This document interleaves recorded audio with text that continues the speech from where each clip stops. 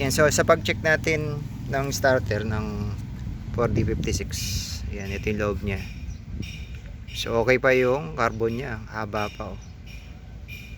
Yan, so original pa yung carbon niya, oh. Meron pang logo ng Mitsubishi. Yan, tapos ito yung pinaka armature niya. Yan, yung bearing niya medyo maingay na. Yan, pwede na rin palitan ito pagka gusto nyong palitan.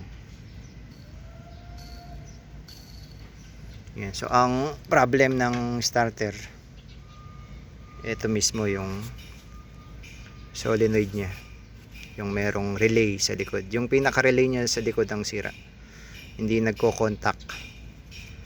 Yan, kasi gumagalaw yung pinaka ano dito yung magnetic nya, yung tumutulak dun sa Bendix. Ito kasi yung tumutulak sa Bendix. So nakalagay kasi dito yan dito. Yan, nakalagay dito yan. So pagka ini-start mo, tinutulak niya na ganun. Para yung Bendix na to, yung gear pumunta rito, yun na magpapaikot dun sa flywheel. Yan, so nakalagay dito yan.